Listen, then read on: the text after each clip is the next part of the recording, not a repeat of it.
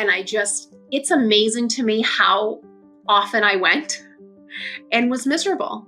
Where really it wasn't working for me. I was feeling really horrible about myself, how I looked, how I felt, but I kept going because that's what I thought I should do. And I think as a parent, we do so many things because we should do it, when really the truth is, if it's not working for your family, you don't have to do it. Self-care doesn't have to be extravagant. Self-care can be 2 or 3 minutes in the morning for yourself, and it is 100% as important to take care of yourself as it is for your baby. Hi, everybody. Welcome back to Flip Your Mindset. I am your host, Stacey Uhrig, and today's guest is Sarah Parise. I'm really excited to have Sarah on. Sarah is going to be coming on to talk about her struggles with postpartum, but let me just give you a little bio about who she is. She's a dynamic ACE certified personal trainer, yoga instructor, and visionary CEO who wears the most important hat of all, which is that of mom. Her journey into motherhood wasn't just a dream fulfilled. It was a roller coaster of postpartum challenges, mom guilt, and anxiety that fueled her determination to rewrite the narrative of motherhood. And this is why I'm so excited to have her on because, you know, I have younger nieces and nephews. I have friends who have younger children. And what I see more and more, and especially during the holidays, no question, the holidays add like a massive microscope and spotlight to this issue, is the shit show that parenting actually really is versus like the highlight reel that people on, say, Instagram or Facebook or TikTok show it to be, which is like complete bullshit. Like it is not a picture perfect scenario. And when we're looking at these picture perfect scenarios, either online or in a magazine or whatever, and then our reality is not lining up, it leads to a tremendous amount of shame, not enoughness, anxiety. And I've just kind of had it. Like, I'm a mom of a 14 and 19-year-old. Thank God I didn't get too swept up, but I myself even have comparative struggle when it comes to my kids. And I don't think I'm alone. So I'm really excited to have her come on and talk about not just her story, but how she developed a center, if you will, within her own space of a resource that's like a one-stop shop for people who struggled in the way that she did. So welcome, Sarah. Thank you so much, Stacey. I'm so excited to have this conversation. I am too. You know, I don't know when this podcast will get released, probably in a few weeks, but it is the beginning of January and it's January 4th. It's the first podcast I'm recording of the new year in 2024. And I just think, you know, this is a time for reflection for people. Mm-hmm. And certainly if we're parents, we're probably reflecting on the things that we did really well with parenting, the things that we didn't do so well. I know for me personally, when I was trying to get pregnant, the new year was always fueled by, this is going to be the year it happens for me. This is going to be the year I finally get pregnant. Because it took me years and years and years to go through that journey before I just realized that was not going to be the way I was going to raise my family and build my family. And we ended up adopting, but you know, it can be a time for people. So I'd like to be able to kick off this new year with you sharing, you know, what was your dream and what was that roller coaster? Oh, well, my dream was that in the beginning, when I was a younger adult, I didn't think marriage was for me. I didn't think having a family was for me. I always wanted to be a teacher. So I was a teacher. I didn't have the greatest, let's say, example of marriage being in my life showing up. So I was like, well, why would I want to do that? That doesn't seem like something that I want to do. I wasn't kids weren't off the table, but they weren't like a must have, say in my early to mid 20s when all my friends were starting to get married and have kids and do all the things. And it wasn't until my now husband and I reconnected. We've known each other for decades. We've met in 9th grade and grew up together and have been best friends for a long time. So when people say they married their best friend, I really, truly married my best friend. He was my best friend for 20 years.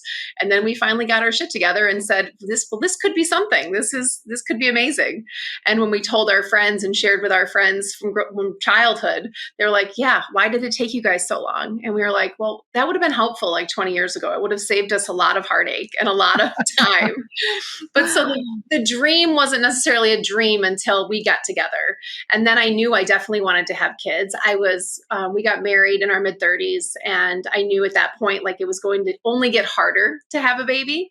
So we wanted to waste no time, but it didn't happen. Like, oh, I'm going to decide to have a baby, and here we are, and I'm pregnant. Like, not even a little. So it took That us was like one of my biggest triggers when I was trying to get pregnant. I was like, you're planning that shit? Ugh. Yeah. Or when, like, I listened to my now little sister, who I love dearly, who's about to be 35. She got married a couple years ago, and they're on their honeymoon right now in New Zealand. And I'm just living vicariously through them. They are living the life, and I am so proud of them that they're doing this.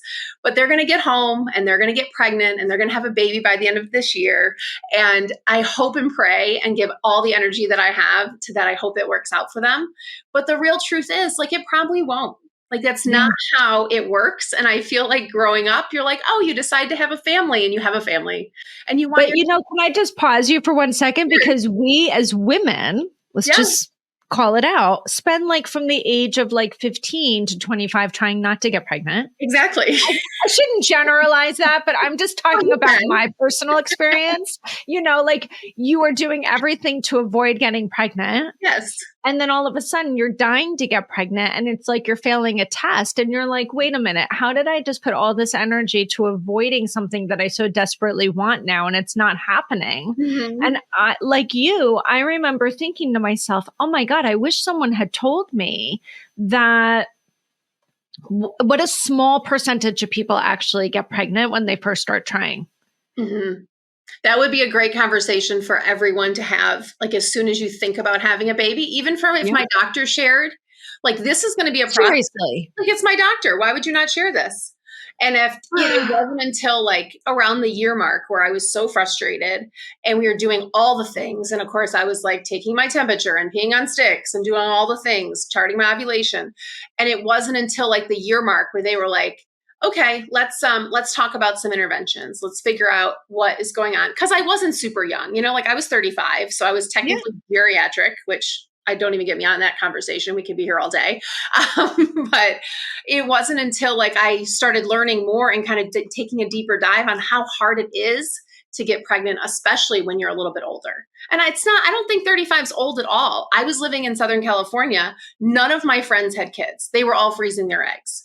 Like they were like, we're freezing our eggs, we're having kids later in life. So I was one of the first ones to actually have a baby and do all of this, which I think leads into a lot of my postpartum issues also.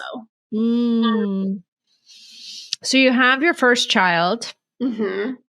And what happened? Pregnancy itself, other than insomnia, was fine. Okay. You envision like, I wanted a natural childbirth, and I wanted to I was living in Southern California. I'll preface it with all that. Yeah. A lot of pressure to like no drugs, no interventions, none of it. 30 hours in, I had an epidural. I physically couldn't, I was exhausted. I needed to be knocked out essentially. So they gave me some drugs to sleep for a few hours, had an epidural that didn't work. And then I was pushing for almost 6 hours. And at the end, they had to use forceps to pull her out because she wasn't breathing. And, I was in the mindset of like, obviously I'll do whatever's healthiest for my child. I didn't want to end it in a C-section if I could avoid it. But if that was going to make or break things, obviously I would have opted for the C-section. In the process of the forceps and pulling her out, she had sat in like a very low kind of sideways position for a while, and my tailbone slowly was moving to one side, and they pulled her out, and it swung back like a slingshot in the opposite direction and broke and totally shattered during this whole time. So I can't even say agony because I've been in agony, and it's way more than agony. I don't know what it feels like to not have that happen, but that will be what all pain is compared to for the rest of my life. To break my tailbone, have my child pulled out of me, blue and not breathing, being taken away to the NICU, and everyone leaves the room, including my husband. He went with her, and I'm alone in this like oh my gosh, room. And I was silent. Like, I don't know how long I was silent for, but I was silent. And then I just started screaming. And a nurse came in and she's like, what's wrong? What's wrong? And I was like, where is it? Where is it? She's like, where's what? I'm like, where's my baby? And she said, she's fine. And we didn't know we were having a boy or a girl. So I didn't know in that moment. I was like, she's It's a girl. Okay, it's a girl. And in my mind, if I'm being completely honest, I was like, I don't have a baby. Like I really thought in a moment of like, I saw her blue and then the room was empty. And I really thought that I had just lost the Mm. loss of a lifetime. Mm. Mm. And so finally a nurse came back in and she started stitching me up. I was, no epidural, major tears, especially from the forceps. And it was like, all I could think of was like, this is nothing like I envisioned it. Like, this is not what I read about. This is not what I prepared for. This is not the beautiful bringing a child into the world. I mean, my world was flipped upside down in that moment. Yeah. And it unfortunately didn't get that much better for a long time. So my daughter is fine. She spent 5 days in the NICU at UCLA. Amazing experience. It was, I say, the strongest kid start in the NICU. She was like the Shaquille O'Neal in there. She was almost 8 pounds. So Oh all my gosh. we're like, I'm sorry, what is wrong with your child? Because they had babies that were 1 or 2 pounds, Yeah. having to be there for months. And but she had swallowed meconium. She wasn't breathing, but she bounced quickly, as little kids tend to do. And I got to see her right around the 36-hour mark and got to hold her for the first time. And then I had my like moment, but I was in so much pain. I couldn't really sit because my tailbone was shattered and I had so much tearing. And I just remember thinking, like, this can't be it. Like, this can't be what everyone tells you how beautiful it is. And then I felt guilty and it sunk in hard. And Oh. because I was like, there's so many women who try so hard to have a baby, and I have a baby. I should be overjoyed in this moment.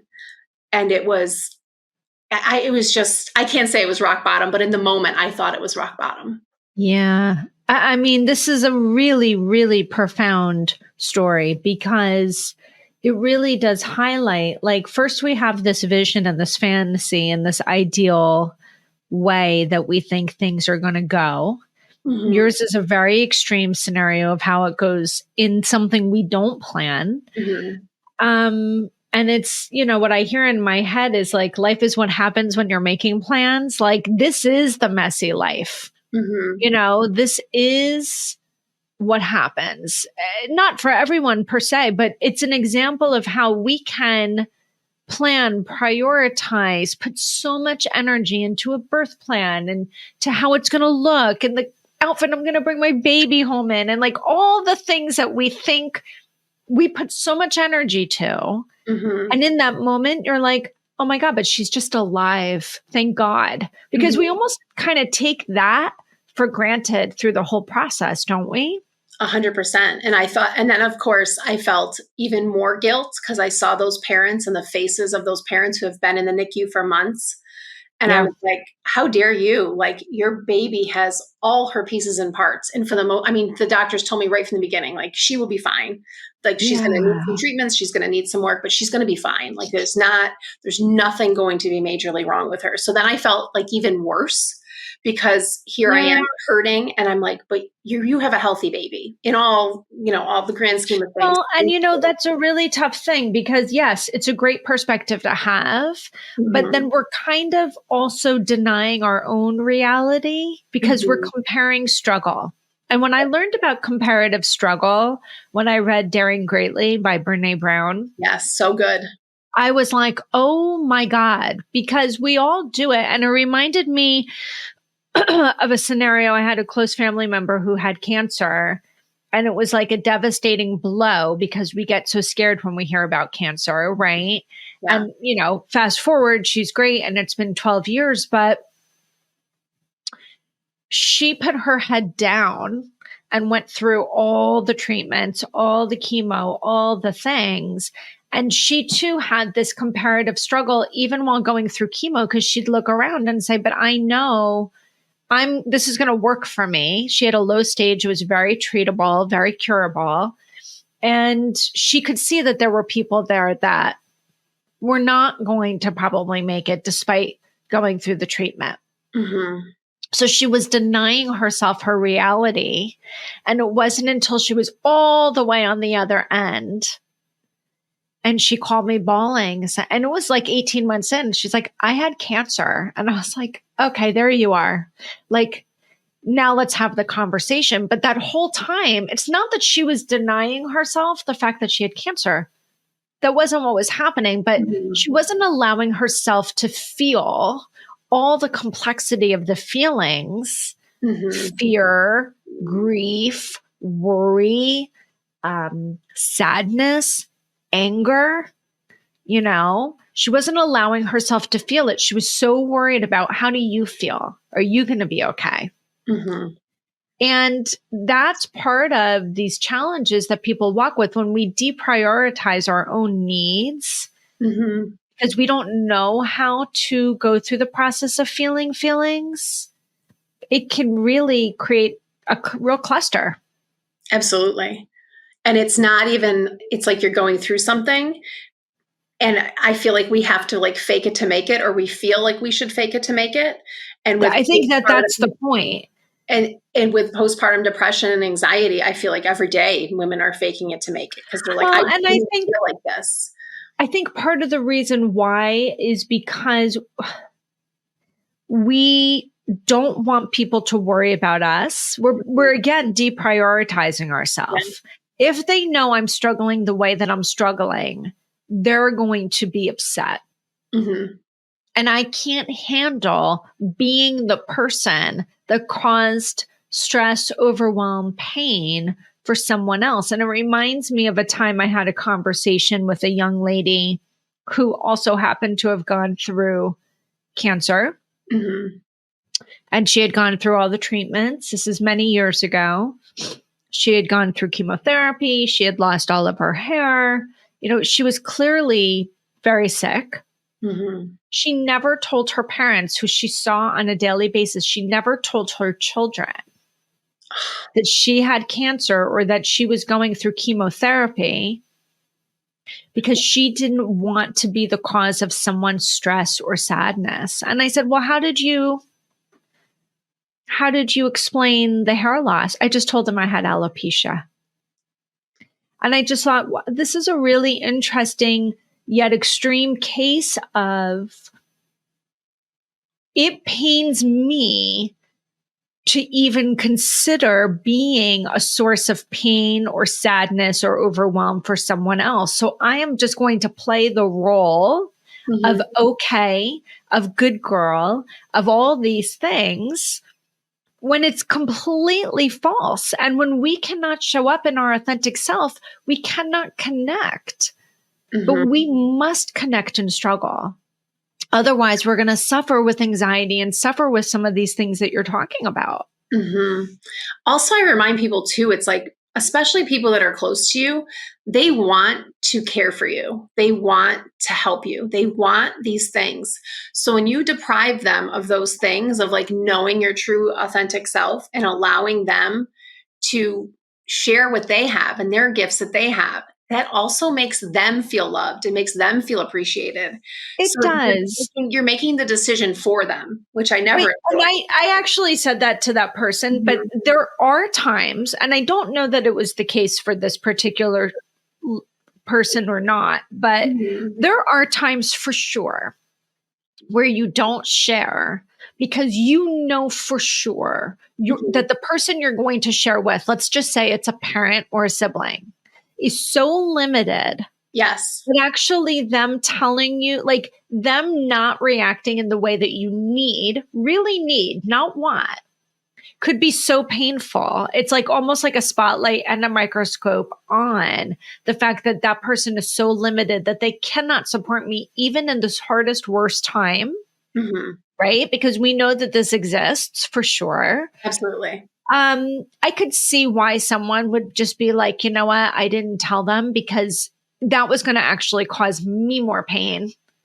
in the sense that it was just going to really rip open the fact that they're just not capable. And that is a fact. There are plenty of Mhm. people who we think growing up should be our support system because they're in that arena. We put them in that arena from the get, right? Because we're born into it. And Mhm. then we quickly realize, like, wow, I guess I really can't rely on this family of origin. And that's a real thing. Like, I want to make sure that that gets addressed because I understand that is the same too, but then finding the people that you can create your support system with and allowing yourself to actually receive that support is really so crucial and such a gift in the journey of pain. It really is. And for those people that don't have that do have that limitation of that, then it turns it harder on you also, because then now you're comforting them and their sorrow for No you. doubt. And that's I just, get that part. and I think that's sometimes a little subconscious also that we don't share, because then it turns it about them. And then I have to also take care of them, where I'm struggling at the moment Yes. to even like get through the day and take care of myself. So I just want to address that really quick. I'm so glad that we touched on that, because I'm sure someone's listening going, oh my God, you fucking get it. Like, yes, we do get it. We understand that. And this is kind of like goes back to what we were talking about before. Like, you see these picture perfect plans of babies and all of that. It's the same with family and family of origin. Like, just because you're born into a particular family does not mean that they are your greatest cheerleaders or your greatest supporters. And so many people I know end up in what's called parentification, where they take on the adulting role very early on. Very early. In their child, right? In their childhood. And, it's worth honoring and letting people know, like, yes, we do get that exists. Mm-hmm.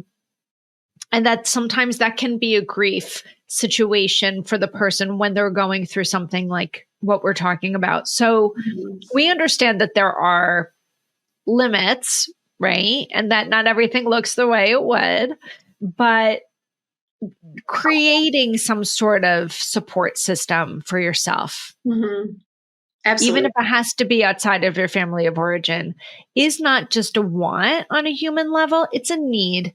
We really need to know that we can connect and we can rely on and we can receive support. It's what makes us unique as humans. And if you're in a situation where you think you have this support system and it's not giving what you need, to be afraid to let that go and seek other support. Yeah. Because for me, I joined a new mom support group, like a lot of new moms do, especially pre-COVID. And I would go to the hospital once a week and I'd stroll in. I mean, basically looking like a homeless woman. I could barely get out the house. I was, my daughter did not sleep. She was one of those babies that, just didn't sleep. She just screamed a lot.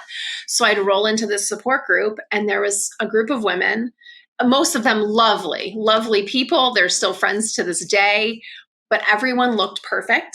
Everyone had their nails done and their hair done, and they had beautiful nursing outfits and all of the things. And I would roll in and I'd find my little space in the corner. And she had trouble nursing, so I would struggle with nursing while I was there. Everyone else was just having conversation, drinking tea, having these awesome organic snacks. My kid was allergic to everything. I couldn't nurse her, and every single walk home from the hospital, which was 2 miles, I would just cry. I would cry every day. I would just be like, why can't I figure this out? What is wrong with me? Why is everyone else being able to just their baby would lay on the mat or they'd be feeding them. Mine would be screaming. I'd be in and out of the room because I was embarrassed because there was conversations and learning to be had, and mine was interrupting. And it's amazing to me how often I went and was miserable, where really it wasn't working for me. I was feeling really horrible about myself, how I looked, how I felt. But I kept going because that's what I thought I should do. And I think as a new parent, we do so many things because we should do it. When really the truth is, if it's not working for your family, you don't have to do it. But it took me a long time to get to that point. How did you get to that point? Because I think that is so important for young moms to hear, because that is the crux. And I do believe that should does not come without shame. So, that not enoughness and that shame walk that you would be doing, I can imagine how that was feeling, of looking around and that not enoughness of, I don't understand how everybody else is making it look so easy. And I literally can't get my shit together. Yeah. Well, one of the things, I had to hit rock bottom before I made a change. And what was that for you? For a lot of people, unfortunately, that's what you have to go through to do that. It was right after my daughter turned 6 months. She literally had not slept a stretch in 6 months. So I was incredibly sleep deprived. I had sleep deprivation can lead to vertigo. So I was having some vertigo issues.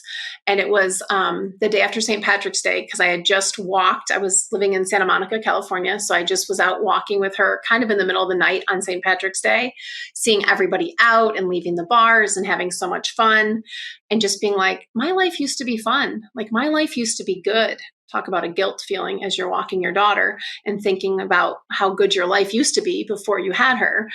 And I remember just coming home. I took her, she finally fell asleep. I took her out of the stroller and just left her on the floor and slept on the couch like I did often. And the next morning I woke up and I just left. I walked out the door and I went to the park. And if anyone's familiar, Pacific Palisades like sits up on a cliff and it drops down to like Pacific Coast Highway. And there's like this small wooden fence. I mean, it doesn't stop much, but it stops people, not so much animals and things like that. But I walked to the fence and I remember leaning against the fence and just not even crying, just being so empty and just feeling so dark and just helpless of it all. And just thinking like, my family would be way better without me. Like I'm sure my husband could find someone else to raise this child and she deserves to have a good mom. And I'm not the mom. I can't nurse her. I can't provide for her. I can't get her to sleep. I can't take care of anything. Like I'm just in my mind, an ultimate failure of all things at this point. And talk about not having it be like motherhood you thought it would be. And I remember leaning against the fence so hard and just praying it would break. And just, I would fall to PCH and someone would find me and my family could move on and find someone better, which is the worst thought I think any mother could have. And as I looked out, there was like two women at the edge of the water sitting in beach chairs. And it looked like they were older. And it made me think of my mom. And that's like her favorite thing, to pull up one of those low beach chairs to the edge of the ocean and just let the waves hit your legs. And I thought in that moment, like, what if my mom had these feelings and she decided to end it when I was little and I wouldn't have grown up with a mom? And that's what made me back away from that fence. And I knew in every part of my being that something needed to change. I knew that everything in my life, like I needed to do something. And I hated that I had to go through it to make any kind of little change. But I went home, I signed up for a yoga class the next day and was like, I got to do something for me. I hadn't done anything for myself since she was born. So the next morning I went to yoga, 6 a.m, Santa Monica, California, packed to every inch in the studio. And this woman started talking and I was laying on my side, on my back, because my tailbone was shattered. I couldn't lay on my back still. And I just laid there and I cried. For 60 straight minutes. I cried and embarrassed that I spent money on this, that I paid to go to a yoga class, embarrassed that everyone's beautiful body was moving around me. And I had this body I didn't even know that was like, obviously way heavier than I had ever been and just looked nothing like my body used to. And at the end of class, I somehow was rolling up my mat and she came over to me and she put her hand on my shoulder in the most sincere voice, said, I don't know what's going on, but the most important part is you showed up. Just keep showing up.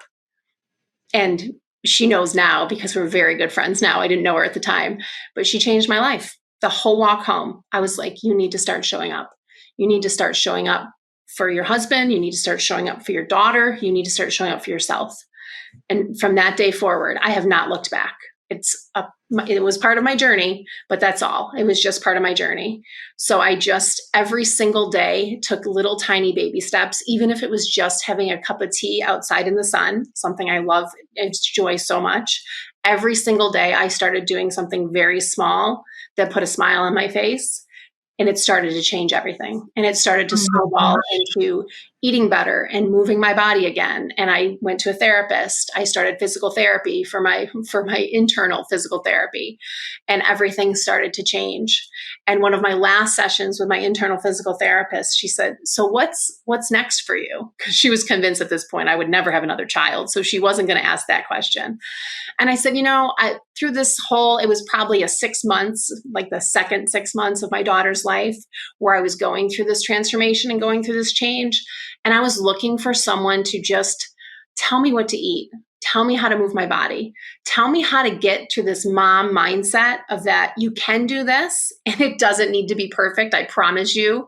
And to just allow yourself some grace to be able to accept the stage that you're in and just try to enjoy it. Because everyone tells you, oh, enjoy this. And you're like, really? No. But I said, I've been looking for that. I've been trying. And if they don't have it at Southern California, where would they have something like this? Right. Said, what are you going to do? I said, I'm going to create it. I'm going to So tell me what you created. So I created now it's 12 weeks, but at first it started with a 6-week course and I called it First Time Mom.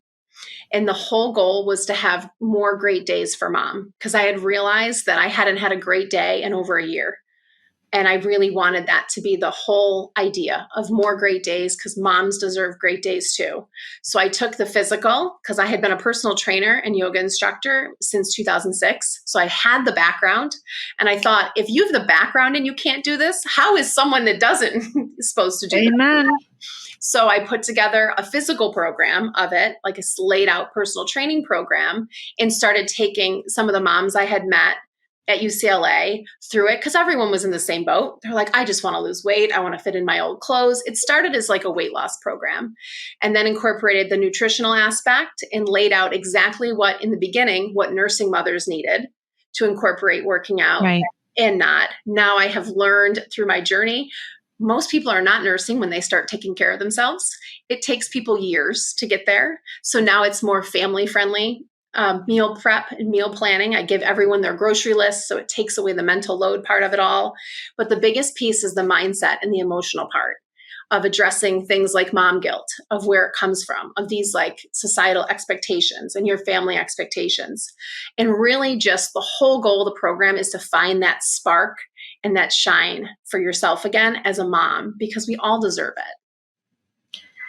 Your story is incredible. And for people that are not watching it on video and just listening to the podcast, like as she was telling her story at the edge of the Pacific Palisades, like I was holding back my tears because you know you're not alone. I mean, I know it's way too common. And it's so common. You don't have to be standing on that edge to get help.